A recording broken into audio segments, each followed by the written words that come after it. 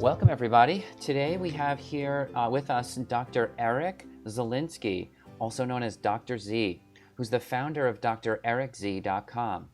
Dr. Z is a sought-after public health researcher, a biblical health educator, author, and motivational speaker. Inspired by the timeless principles in the Bible, Dr. Z's mission is to provide people with simple, evidence-based tools that they need to experience the abundant life. By creating programs like Beat Cancer God's Way and hosting online events such as the Essential Oils Revolution and the Heal Your Gut Summit, Dr. Z educates people in natural remedies and empowering life strategies. He lives in Atlanta with his wife and children. Welcome, Eric. John, thanks so much for having me. I appreciate it. It's very exciting that we get to learn from you about gut health and essential oils today. There is a lot to learn, so I hope we have enough time. I mean, we have a couple hours, right? I'm sure we could take a couple of weeks on the topic, actually. But tell us, how did you get interested in essential oils? You know, the long and the short of it is, John, is because, I mean, in all seriousness, there is a ton of information that we could talk about regarding gut health and essential oils specifically because the research abounds. To give an abbreviated version of my story, it really is all faith-based. And for folks out there listening, I recognize one thing in my testimony is that sometimes when I mention the word Christian or mention the word God, it kind of triggers like this immune response in people sometimes. And hey, it's my story. And I really had one of those transformations where I was, in a sense, spiritually awakened. So I'm not one to preach. And so I just want to ask everyone just to listen in and don't tune me out because it's really an important facet of life that I think a lot of folks can recognize and relate to. And again, I promise I don't proselytize because I don't do that. But it's important because, John, I really had one of those I was blind, now I see moments. And it was when I was 23 years old, I became a Christian.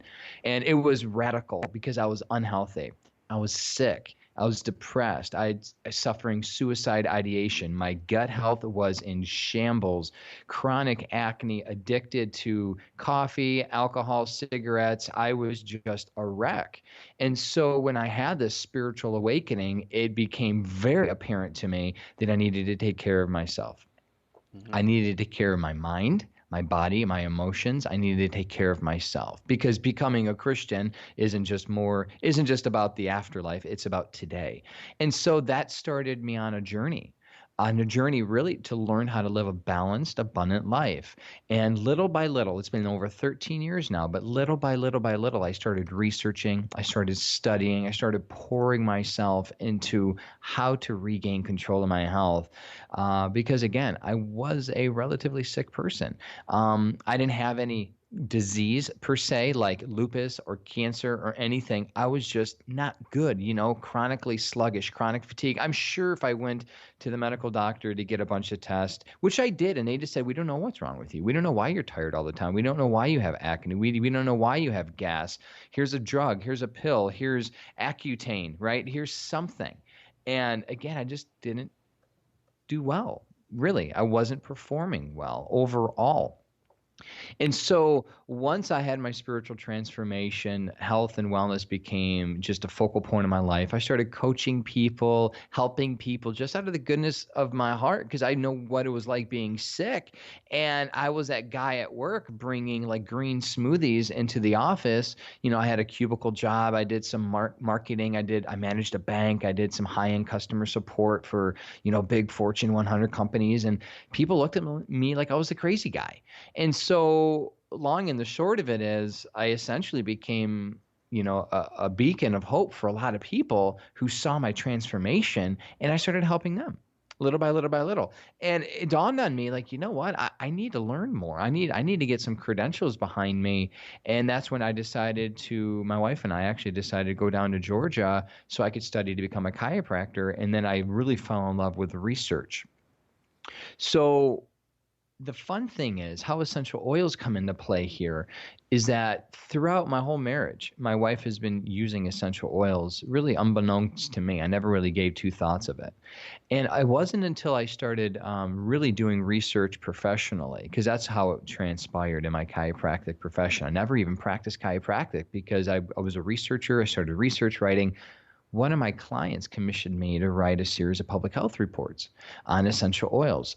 And that's what got me. I was hit like square in the stomach with the reality, like, this is no joke. I mean, the research on MRSA, antibiotic resistant bacteria, the research on cancer, the research on diabetes, the research on you name it. It dawned on me, like, what in the world am I not doing this for, right? And I realized that essential oils for me was like the missing piece, in a sense, the missing link to my natural health care regimen. And so I adapted them into my life, and they really started filling up my medicine cabinet, literally. And so long and the short of it is I just ran with it. And my wife still does what she does. She's like the do-it-yourself queen. She's created this unbelievable database on my website. And it's just something that now we have a lot of fun with, but it's become more of a passion because I recognize helping a lot of folks, coaching a lot of folks, that people can literally get off of drugs, use plant-based therapies like essential oils, get freedom from side effects and all the things that come with pharmaceutical intervention. And there's an empowerment there. And that's really what drives me to do what I do. Yeah, that's amazing. Well, Eric, I would say that I think most of the folks here at Joyful Belly and most of the listeners to this program will be very at home with your story, because most of them have had spiritual awakenings in regards to their health, and this was part and parcel to their healing process, was both an understanding of natural medicine, an awakening to natural medicine, and an awakening to God as well. Certainly Ayurveda as a field recognizes that spiritual transformation and a spiritual life is essential to a person's health. And the science confirms this. People who have a religious life, people who have a spiritual life, live 15 years longer on average than those who don't. Mm-hmm. So this is powerful awakening, and it's powerful science as well. It's exciting to hear your testimony about this, and exciting that you were able to do this with your family. So many people go through that awakening on their own and without support from their significant others or other people in their life. And then, later on, as people start to see the results, they may come around. But you got to do that with your family, and that's very exciting that you had that support too. So tell us more. As a public health researcher, and I love research, by the way. Every time I do research about my own body or about Ayurveda, it seems like my whole world opens up in new ways. And so as a public researcher, and knowing that so many of our users are dealing with digestive health issues, what are some of the key gut health issues you have observed that need to be addressed? John, there are three that really stick out to me, and it's the sheer vast amount of antibiotics in our food, mm-hmm. the fact that an unbelievable amount of births are delivered by cesarean delivery, mm-hmm. and what I'm calling the antiseptic overkill. We're just too clean in this whole antibacterial lotion and potion environment. And at the core is something I know that you really hold true, because this is something that I know you specialize in, is the microbiome.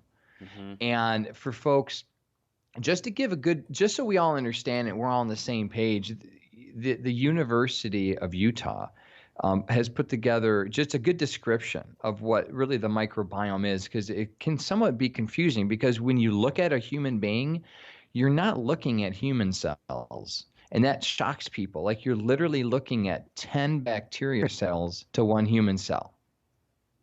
Mm-hmm.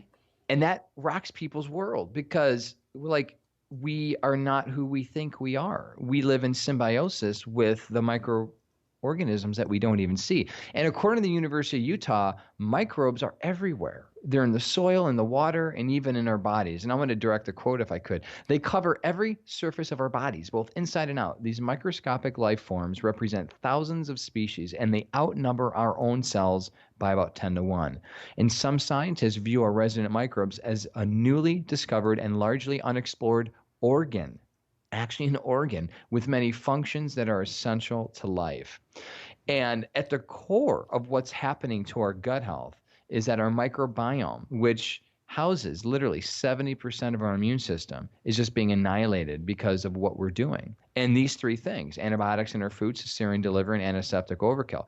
So just to paint the picture here, I think it's important to realize that, first off, as we know, when traditional medicines are taken for their antibiotic, antiviral, and antifungal effects, the GI system, the gastrointestinal system, takes the brunt of the punishment because the beneficial microbiome is absolutely destroyed.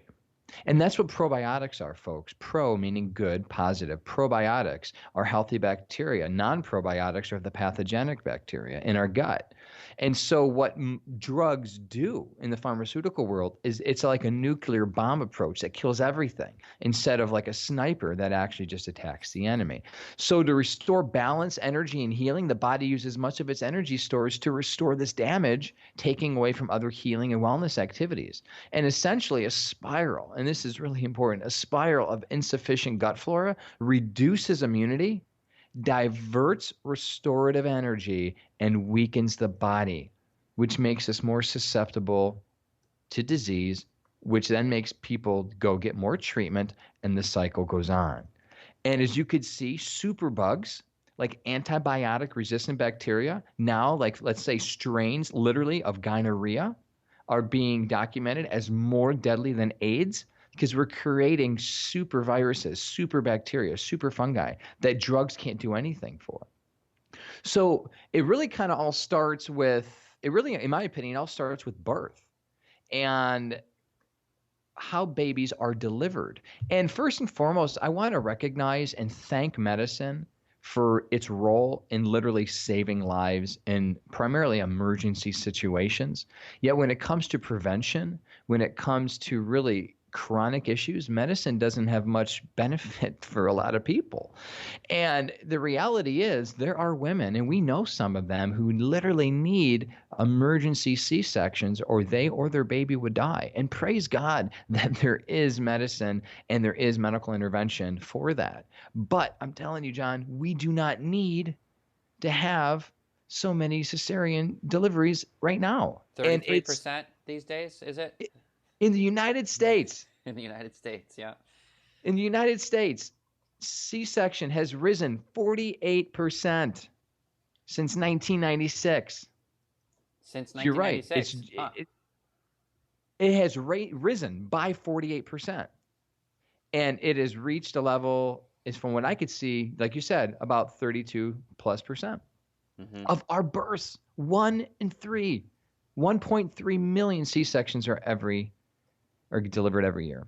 Now, here's the problem. A lot of this is elected. A lot of this is by choice. A lot of this is because a lot of moms aren't being coached and encouraged to do what their bodies are designed to do. And here's what's really shocking. China is approaching 50%. Some private clinics in Brazil are approaching 80%. And this is the bottom line. And for any woman out there who is pregnant right now, wanting to have children, husbands, please listen. I implore you, do all that you can with a midwife, with a doula, with all the support to give birth vaginally. Here's the issue. Your baby, if the baby doesn't go through the vaginal canal, is missing the number one most important, in a sense, inoculation that child is ever going to get.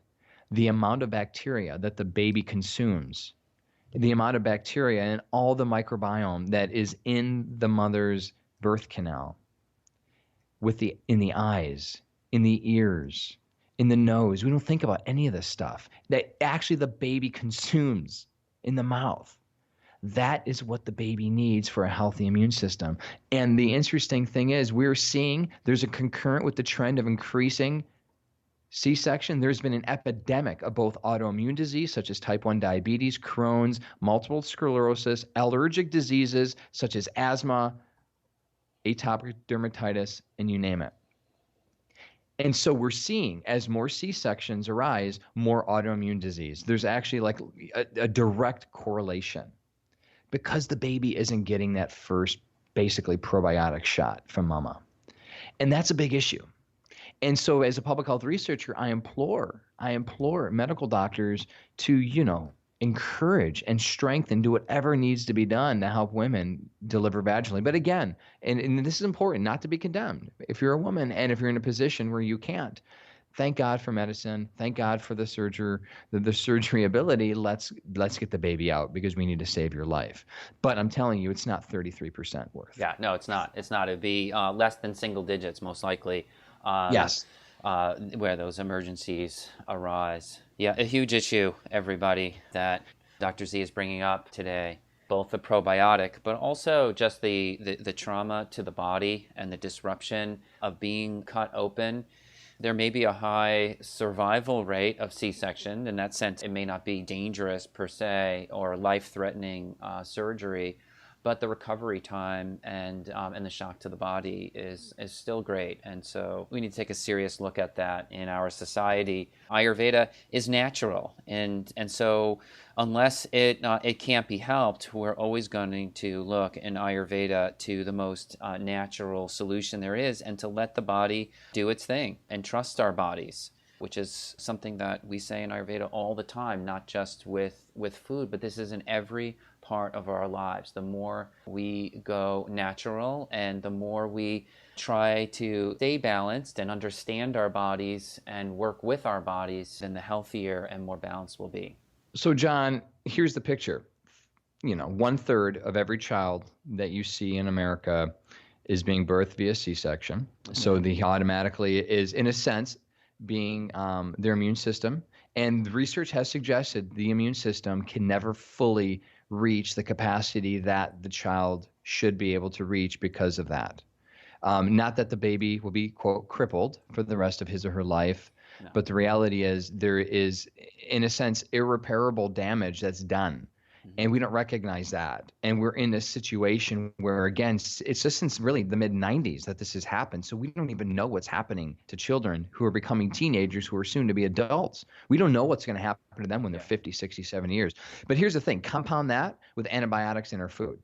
And in 2011, drug makers sold nearly 30 million pounds of antibiotics for livestock, the largest amount yet recorded. And 80% reported antibiotic sales. The rest, that's 80% of all antibiotic reported sales. The rest was for human healthcare. So we don't think about this. All the antibiotics that we see on the market, only 20% go to humans. 80% go to the animals, which ultimately go back to the humans. Now, here's the thing, folks, and this is interesting because people don't recognize, and this is why essential oils can actually help. We'll talk a little bit about that in a minute. It may sound counterintuitive, but feeding antibiotics to livestock at low levels is actually harmful. When he accepted the Nobel Prize in the mid-40s, the person who discovered penicillin, Alexander Fleming, he warned people, there is a danger that the ignorant man, this is a quote, there's a danger that the, quote, ignorant man may easily underdose himself and by exposing his microbes to non-lethal quantities of the drug, make them resistant. So we've known Fleming, who developed penicillin, he knew about antibiotic-resistant bacteria back then. And the problem is what we're doing is these animals are getting little bits of antibiotics all day long, every day through their food. And so when they really get sick, it takes a ton of drugs, or guess what? They become infected by a lethal, can't be killed by a drug pathogen, because that's what we've created, these superbugs. And folks, we are what they eat. And so if you're eating non-organic food, if you're eating conventional meat products, you can guarantee it's stuffed. It's stuffed with hormones, it's stuffed with antibiotics, it's stuffed with food, and that complicates the issue. And then, so again, 1/3 of Americans are born right now, C-section. A majority of those children are being fed through formula and milk that are being stuffed with antibiotics and hormones. And now, what does that mean when it comes to what kind of body care products we use, John? And this is what really gets me, and this is also how essential oils can help, is this antimicrobial movement, the hand sanitizers, the lotions, the potions that people get at Bath & Body Works. It is literally annihilating our microbiome on our skin. And people don't recognize that the skin is the first barrier. It's the first protective barrier of your immune system. It's actually vital. It's an organ. And your skin will absorb up to literally 60% of all the chemicals that we put on it. So if you're getting some beautiful smelling lotion at the store that's antibacterial because you want to be healthy, I understand that, but that's not the best decision to make. That's actually a misguided decision that I used to be guilty of making because I'm like, hey, I want to stay away from these bacteria. Bacteria are bad. No, not really. Bad bacteria are bad, but good bacteria are good. And these products kill everything.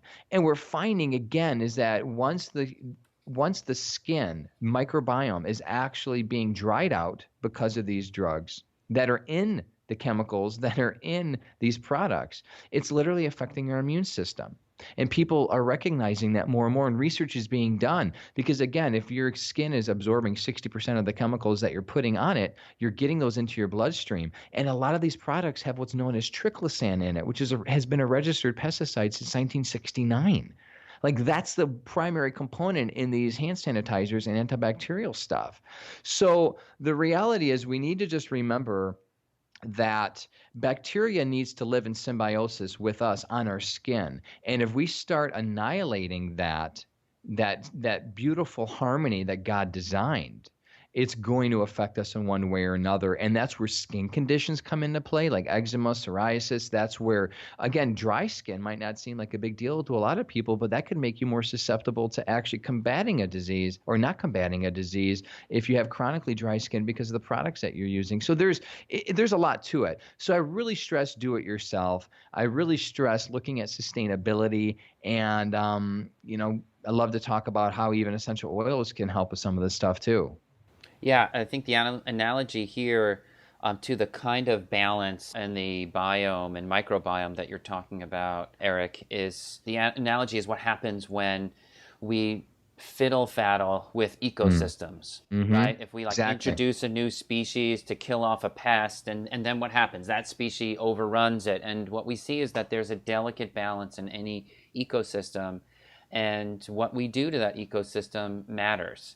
And if you have a bunch of common, everyday, normal, or beneficial bacteria on the surface of your skin, and you suddenly kill all that bacteria, it's like cutting down all the trees in the forest. Whatever seeds are lying there are going to grow because there's space and sunlight available at that moment. Well, when you kill off all the bacteria in the surface of your skin, the next thing that lands on your skin finds this ripe environment for growth, this sort of environment without any competition at all. And so that allows a bad bacteria to form a colony at that moment and become a dominant species in this cleaned ecosystem. And that's what we're trying to prevent. One is upsetting the delicate balance in the ecosystem, and two, making the surface of our body so clean that it becomes a free-for-all for anything that just happens to come in contact with us. That's a brilliant analogy. I love that. I'm going to take that. Sure, take it. Can I borrow that? Yeah, borrow it. I love that. That's so true because the reality is there's millions and billions of invaginations that are on our skin and they have to be filled up with something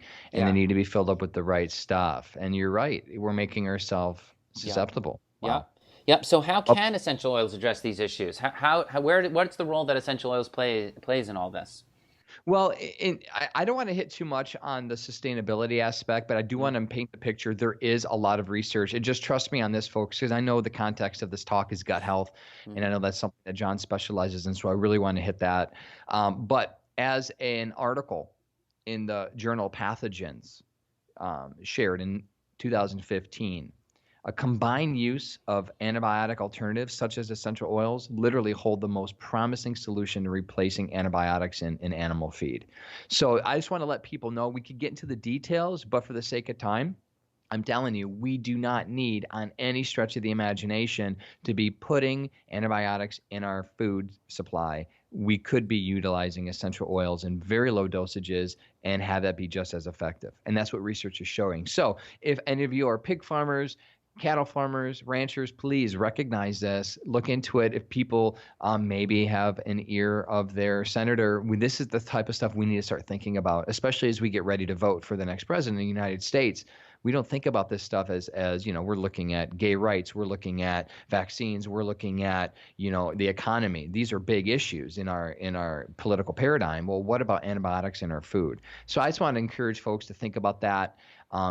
Especially the activists out there. But one thing, and same thing with antiseptic overkill, the bottom line is this: every single essential oil has antimicrobial properties. And here's the kicker, and it blows my mind.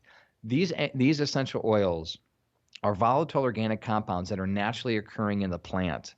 The plant, it's like instinctively, these essential oils have an ability to kill harmful bacteria and leave healthy bacteria alone.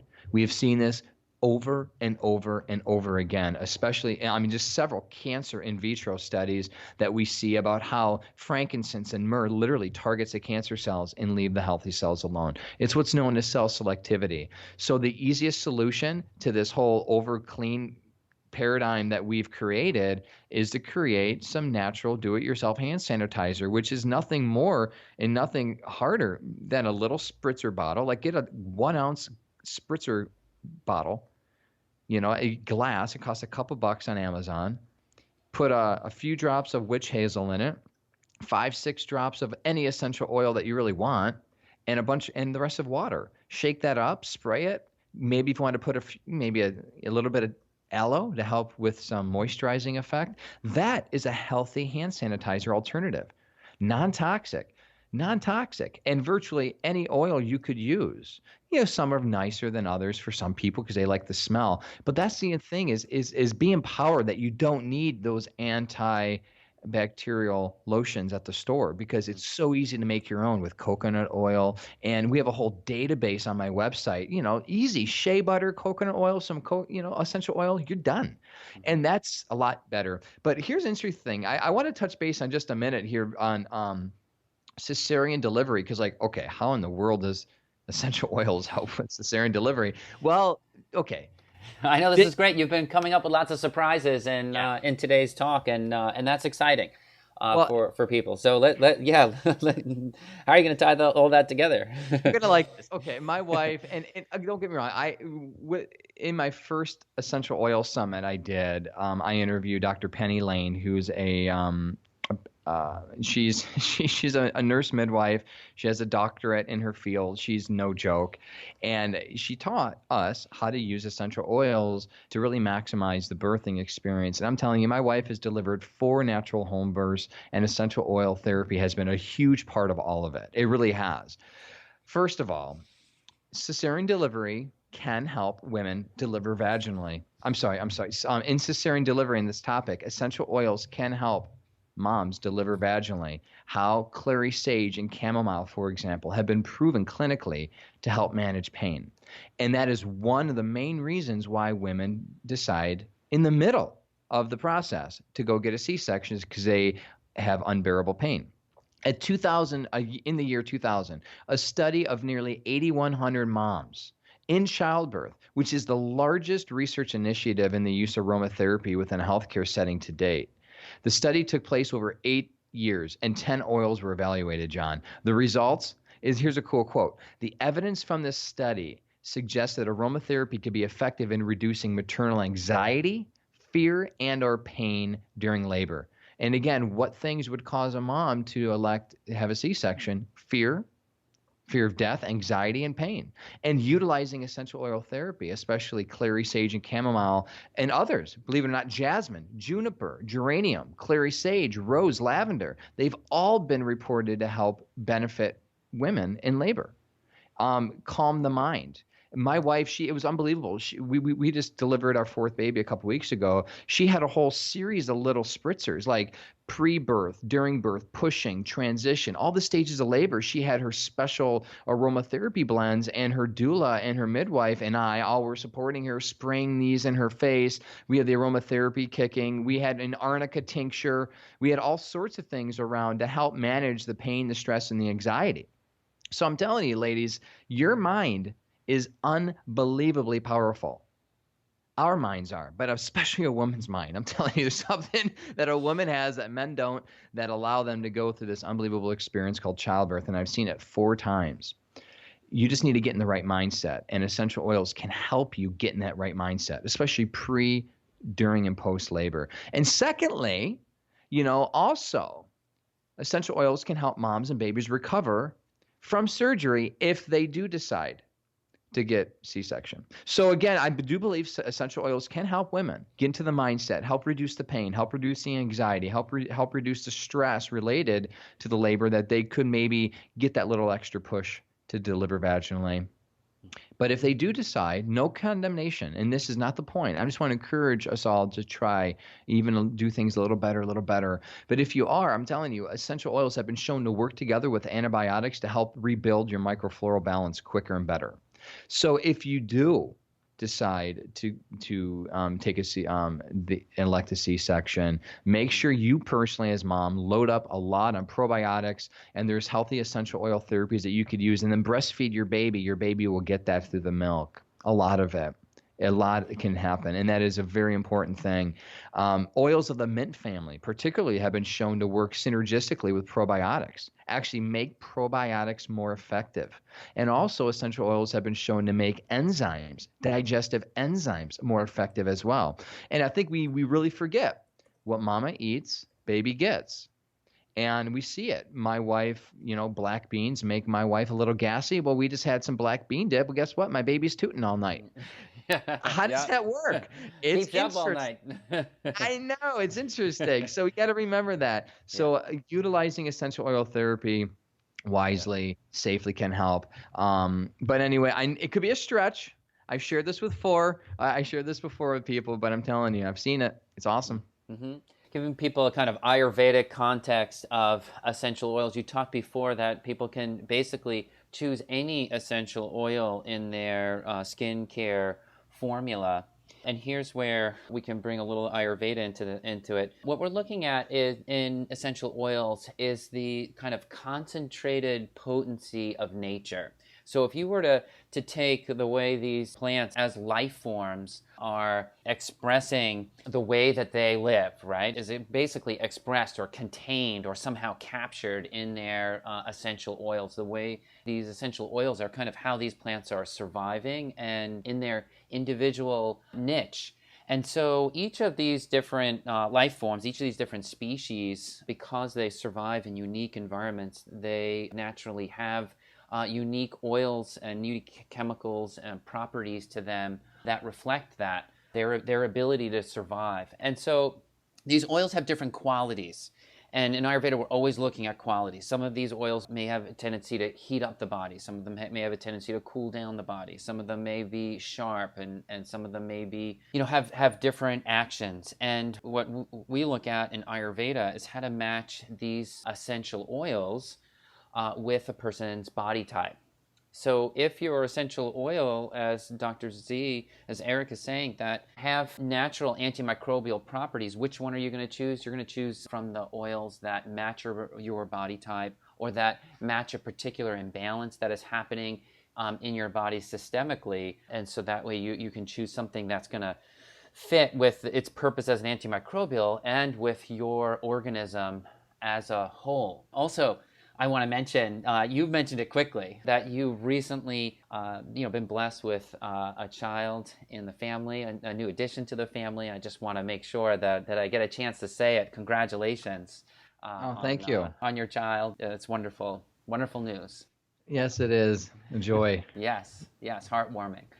Is there anything more that the research says about essential oils and gut health that you can tell us about? Yeah, tons.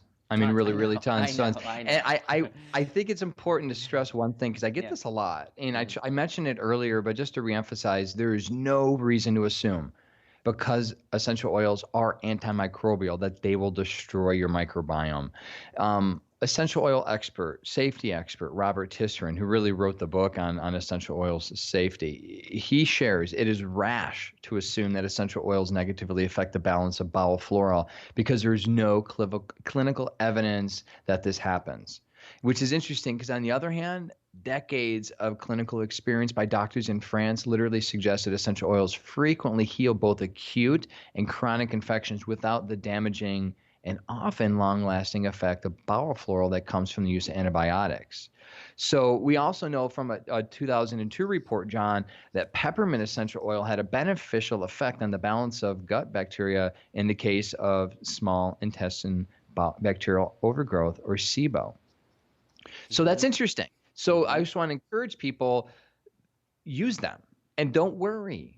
Don't worry, but listen to your body. And that's one thing I really appreciate about what John shares in the Ayurvedic model is you need to listen to your body, because your body will tell you what's right. And there are three primary ways that we can use, and I'll hit some of the research quickly here, but we got to remember the three primary ways of using essential oils are aromatic, and that's through, the typical diffusion that you could get, like a steam diffuser, a reed diffuser, an aromatherapy necklace or bracelet or something. There is topical use, and you can literally apply essential oils on the skin, but always be sure that you dilute with a carrier oil like almond, jojoba, grapeseed oil, or something like coconut oil, or anything really to help dilute the oil, because they are very volatile. They're volatile organic compounds, and they could burn the skin, cause sensitization, and quite frankly, it's just a waste. We find that when you apply essential oils with a carrier, it allows your body to absorb the oils better. It opens up the skin, opens up the pores, and it helps prevent those molecules from evaporating so quickly because they're so volatile. If you smell it, that means there's particles in the air. And so when you open up a bottle 20 feet away and you smell it within seconds, well, that's because those little particles just kind of reached your nose from that bottle. And that's how quickly they evaporate. And so that diluting helps. So if you have a stomach ache, literally some peppermint, diluted peppermint or fennel over your stomach can do wonders because they're transdermal.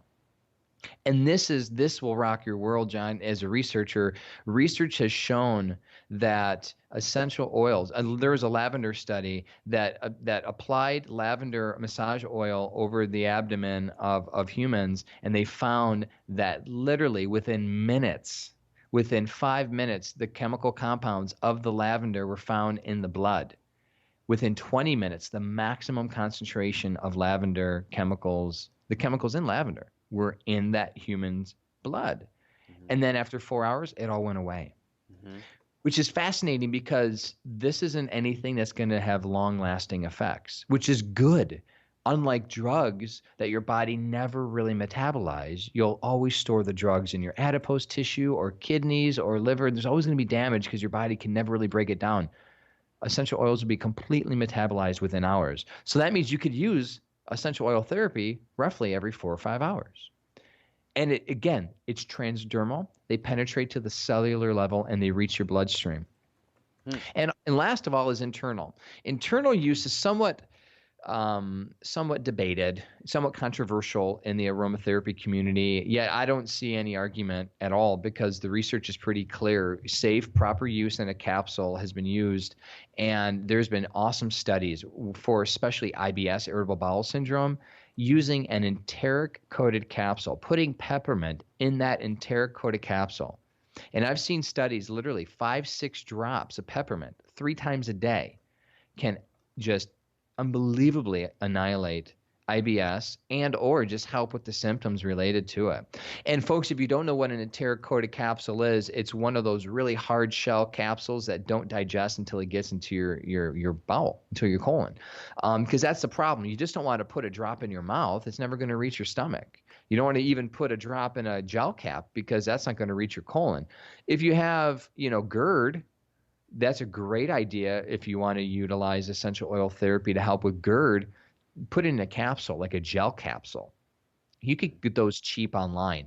I get this question a lot too for people that want enteric-coated capsules. You're not going to find them on Amazon, but there's several wholesale suppliers that sell them. But here's the kicker. You got to buy literally like 10,000 capsules, but it's only like $100. So get a couple friends together, start like an enteric-coated capsule pool, and just chip in like $30. Co-op. Yeah, seriously, start a co-op. But it's seriously $100. You get like 100,000 of them or 10,000 of them. It's crazy. But these are hard capsules. I would advise, what the research shares, consider a few drops a couple times a day and never do anything for an extended period of time. And I'm sure, John, you'd agree with this. You don't want to do the same thing over and over and over. Listen to your body. So there's a lot when it comes to the research. Thyme essential oil, I want to bring people to recognize thyme is probably one of the most, I don't know,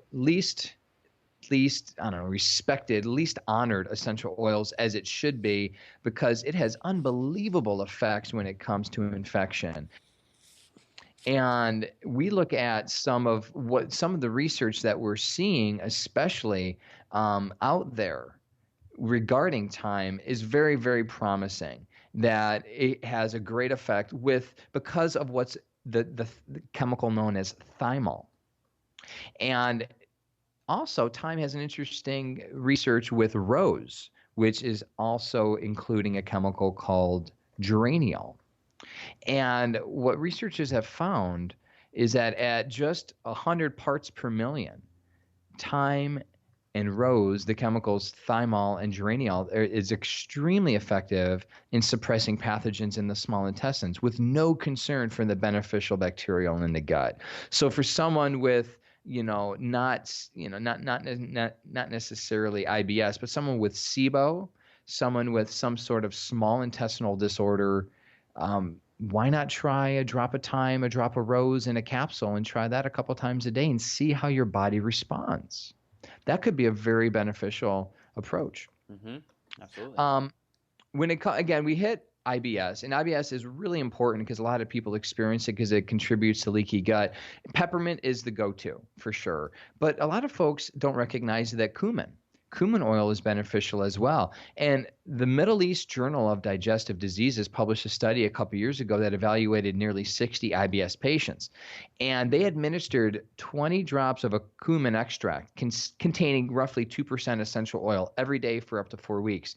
And they experienced abdominal pain, bloating, incomplete defecation, fecal urgency, and presence of mucous discharge were significantly decreased during and after the treatment. It actually had some long-term effects. It wasn't like, hey, we're taking this cumin extract that has some cumin essential oil and the effects are being delineated. No, it lasts. So a 2% essential oil mixture is, just 12 drops per ounce. So that's not much. It's not hard to do yourself. Get 12 drops of cumin oil, add, let's say, an ounce of coconut oil. You can mix that up. And if you were to take that, you would put that in a capsule, or you could split that over. You could split that over like a couple drops per dose. But that's how you make a 2% mixture. It's really easy. Huh. And of course, so very simple. Think of this in terms of, okay, I'm making a little bit, and how do I use some over time? So again, 12 drops in a 1 ounce of a carrier oil, that's your base. And then you could use 2 or 3 drops of that mixture a couple times a day. And also in the same year, in 2013, there was another study that showed peppermint, lemon balm, coriander seed were very potent against IBS, even more potent than antibiotics. And that's interesting, folks. A lot of these studies are showing that essential oils are even more potent than the drug, or they're as potent as the drug, but there are no side effects, which to me is an extra bonus. Mm-hmm. We've already touched base a little bit about SIBO. SIBO, remember, thyme and rose is a very good approach because unlike the large intestine, the small intestine doesn't contain a lot of bacteria. So when there are too many bacteria in the small intestine, these organisms use up the nutrients that would otherwise be absorbed by the body. And so a person with small bowel bacterial overgrowth may become malnourished as a result, and they may develop GI issues.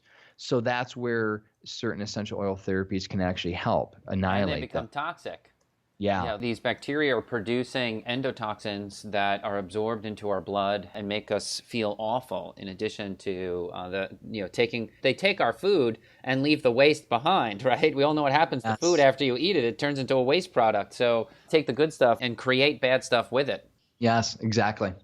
Great. Well, this has been fascinating. We learned some strategies for SIBO, for IBS, and also a new perspective on how to use these essential oils for some really important gut health issues. And I want to thank you so much for sharing your knowledge with us today.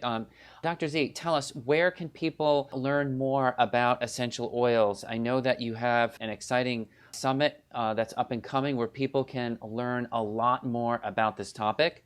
And I also know that you have some other resources as well. Can you direct our listeners to some resources? Yeah, please. Thank you so much. Please, folks, check out the essential oil database that I created on my website at drerickz.com.